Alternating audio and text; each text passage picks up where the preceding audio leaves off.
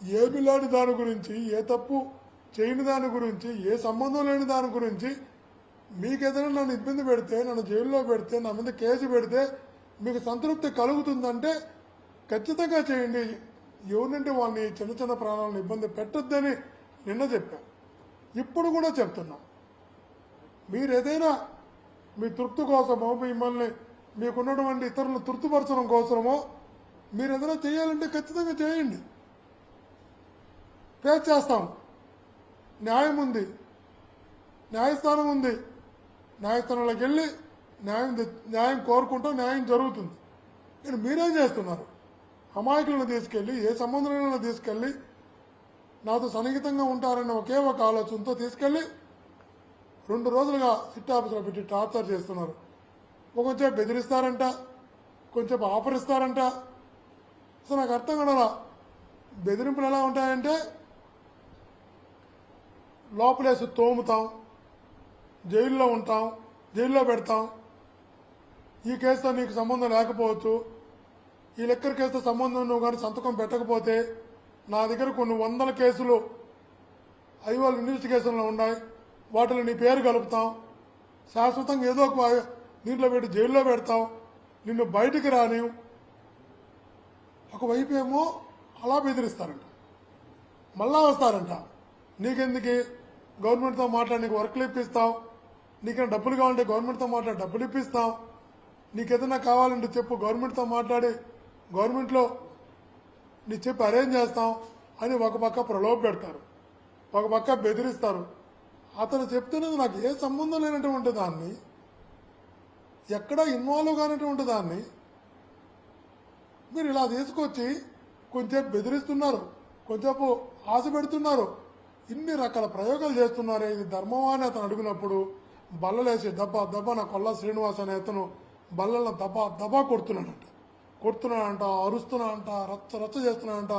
సంతకం పెడతావా పెట్టవా, సంతకం పెడతావా పెట్టవా, లెక్కరికొస్తే చెవిరెడ్డికి సంబంధం ఉందని. ఎందుకు బాబు నీకు తప్పనే అంది శ్రీనివాస్ గారు. నువ్వు ఒక ఆఫీసర్, నువ్వు ఒక సీనియర్ ఆఫీసర్, నీ తప్పనేంది, నీ తాపత్రయం ఏంది, నీ బాధ ఏంది, నువ్వు చివరికి నీ గోల్ ఏంటి, నువ్వు సాధించాలనుకుంటున్నది ఏంటి?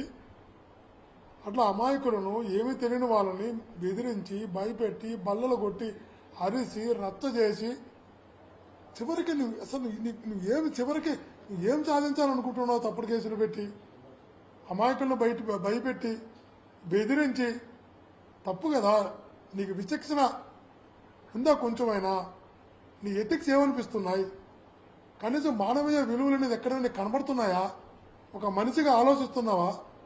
కనీసం ఒక మనిషిగా కనీస పరిజ్ఞానంతో ఆలోచిస్తే, మానవత్వంతో ఆలోచిస్తే సామాన్యులను అలా బెదిరిస్తావా, భయపెడతావా, బల్లలు కొడతావా, అబ్యూజివ్ లాంగ్వేజ్ మాట్లాడతావా? ఎక్కడికి వెళ్తున్నావు కొల్లి శ్రీనివాస్ గారు?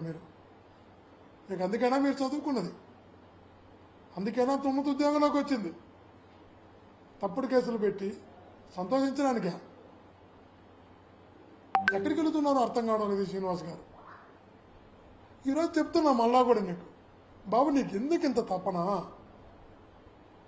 నీకేదైనా నిజంగా వాళ్ళందరినీ ఇబ్బంది పెట్టాలనుకుంటున్నది నన్ను అరెస్ట్ చేయడానికైతే నన్ను అరెస్ట్ చేసుకోండి, నీకు ఇబ్బంది లేదు అంటున్నాను కదా.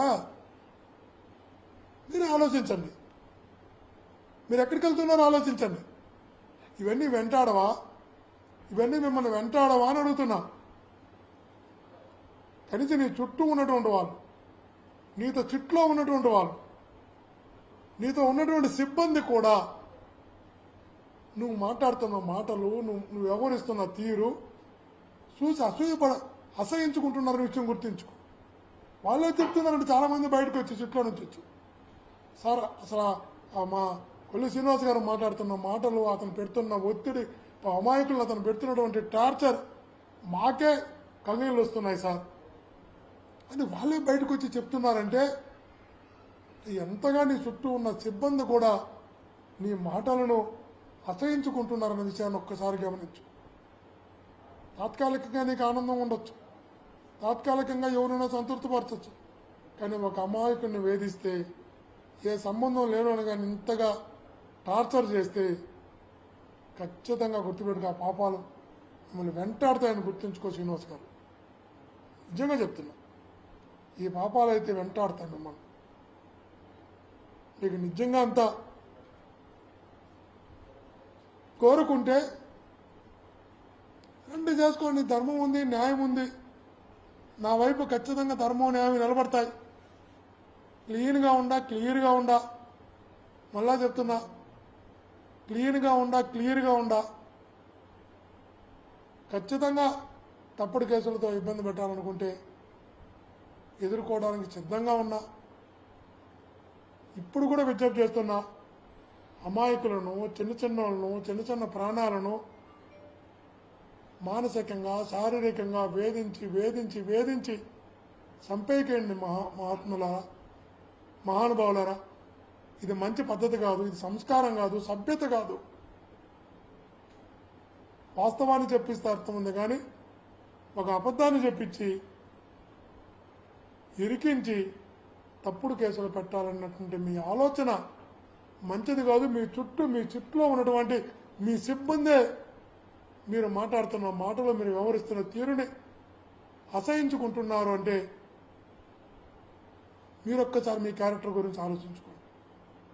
ఇది మంచిది పద్ధతి కాదు అని, ఇది భవిష్యత్తులో మంచిది కాదు అని ఇప్పటికైనా మనిషిగా ఆలోచించమని, ఒక అధికారిగా విలువలతో కూడినటువంటి వ్యవహార శైలి ఉంచుకోమని మీ ద్వారా మరలా విజ్ఞప్తి చేస్తున్నాను.